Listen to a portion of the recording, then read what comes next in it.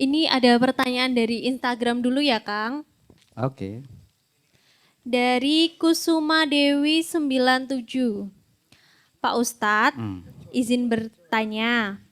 Semisal kita punya usaha, tapi usaha itu belum ada kemajuan, padahal kita udah berusaha, berdoa, berikhtiar, di mana hilal rezeki kita? Gimana? Hilal rezeki Ah, kita. oke. Ya, hilal rizki kita ya.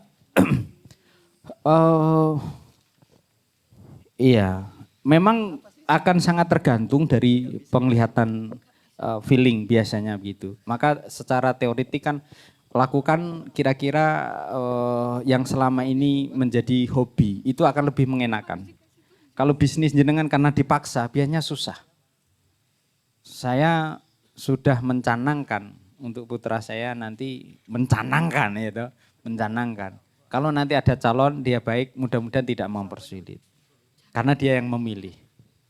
Sebenarnya ini contoh, wawa alam nanti kejadiannya. Ini sebagai contoh. Saya mengharapkan sekarang putra saya yang sekarang sedang di pesantren, sedang menghatamkan 30 juz. Harapan saya pulang nanti melanjutkan dan meniti di dunia akademik dan pesantren. Tapi kemarin dia bilang, Bi, habis ini saya kuliah di fakultas kedokteran. Tapi bukan kedokteran umum, kedokteran hewan. Jadi dia pengen jadi pengusaha ternak katanya.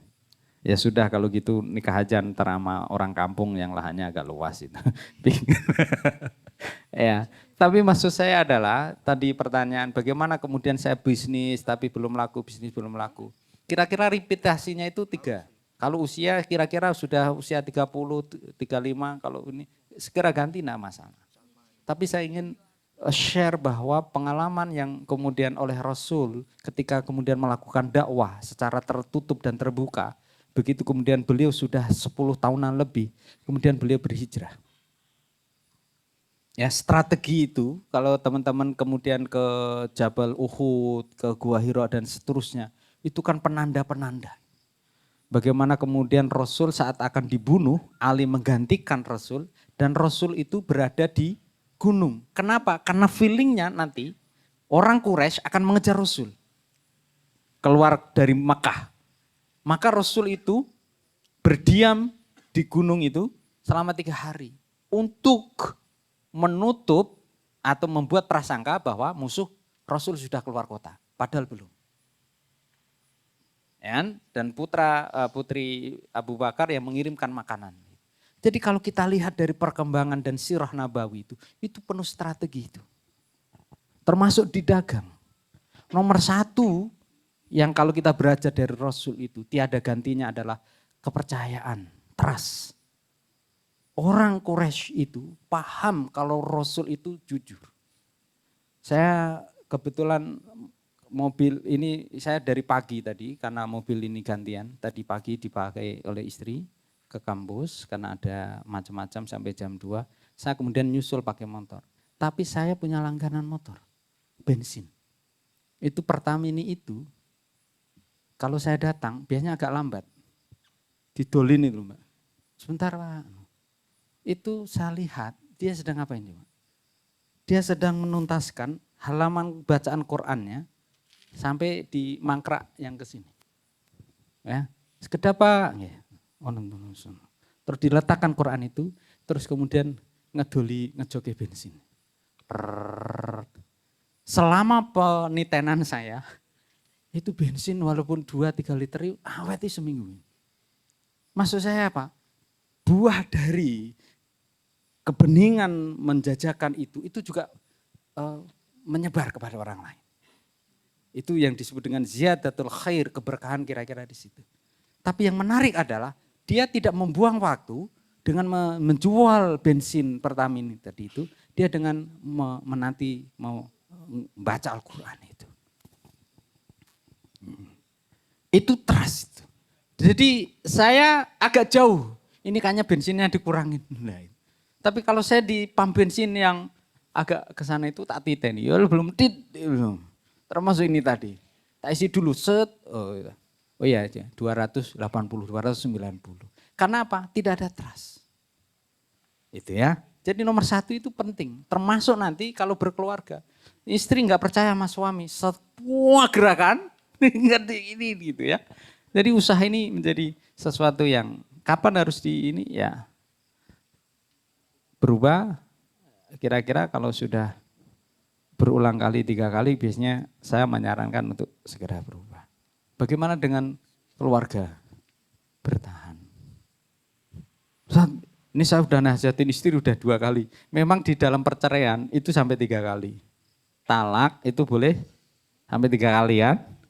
Saya jadian talak, pegat, ya kan? Habis itu rujuk langsung. Habis itu kalau sudah 3 kali harus nikah dengan orang lain dulu kalau menikahin.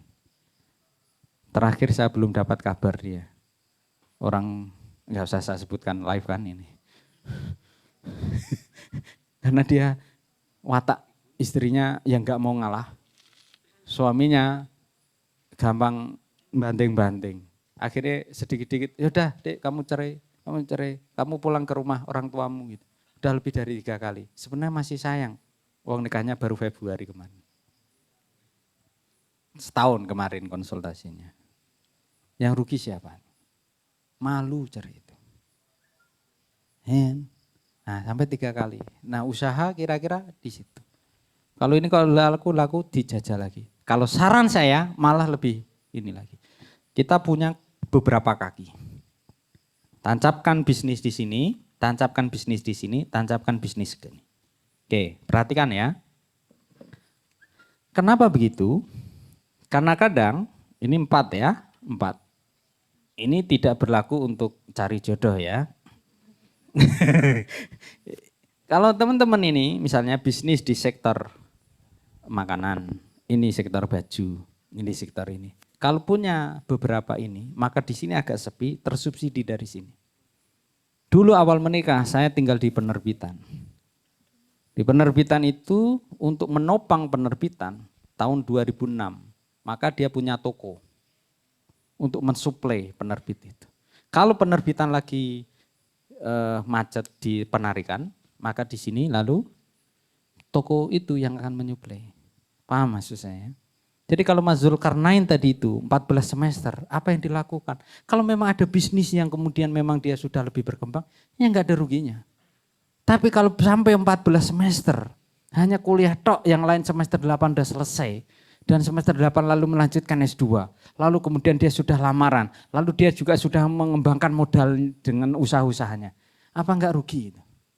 Our life is only once time. Oke? Kehidupan kita hanya sekali kan? Enggak terulang tuh.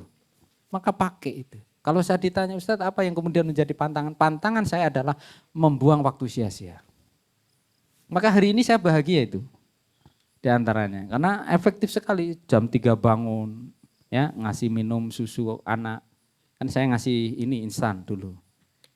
Terus subuh kemudian habis itu nulis, subuh ke masjid, olahraga. Saya kalau olahraga orang nggak tahu kenapa. Habis jam subuh langsung pakai sepeda keliling perumahan. Ampung 3-4 kali, kan udah keringet udah cukup. Orang-orang masih tidur. Kalau enggak ya dari masjid biasanya pulang ke rumah. Jadi saya muterin itu. Ya, habis itu mesti qiraatul Quran, terus nulis lagi sampai jam 6 bangunin anak, siap-siap ke sekolah. Setelah itu melanjutkan kerjaan lagi, nanti kalau ke kampus jam 8, tadi sampai kemudian di Unisula, jam 1, jam 2 saya ke UIN, ketemu di koordinatornya, kemudian ke pusat bahasa, mengambil sertifikat bahasa Arab, untuk pendaftaran istri saya ujian tertutup untuk S3-nya. Habis itu saya ditunggu tadi ngisi motivasi zakat untuk para relawan untuk Ramadan. Sampai tadi maghrib, makan-makan, terus kemudian membuka laptop ke sini. Sini tadi sampai jam 8. Ini nanti paling pulang, sampai rumah jam 1. Paling nanti berhenti sebentar di mobil. Supaya apa? Supaya tidur sebentar sebelum masuk ke rumah. Terus ngapain? Tahajud dulu 2 rakaat baru tidur. Terus ya tergantung di rumah lagi ada apa. Ini. Lihat istri apa lihat anak? Nanti tergantung. Wayahe ya. Mesake kayak wayahe urung ana apa-apa. Iya, itulah bedanya orang yang puasa sama orang yang miskin. Orang yang miskin itu tidak jelas. Tapi dia lapar, puasa, nggak jelas kapan buka. Tapi kalau orang puasa, dia lapar itu. Tapi maghrib nanti insya Allah segera buka. Nggak paham ya apa-apa. Nggak, ini just joke ya. Nanti biasanya habis subuh, terus kemudian ini dan besok sudah ke kampus, besok Sabtu baru ke Pati.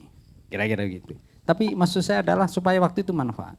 Tadi Mas yang diizin, bagaimana dengan usaha itu? Pokoknya selama usaha diupayain terus, itu tetap manfaat. Nah kalau terus-terusan kok enggak, berarti bukan di bidangnya situ. Oke?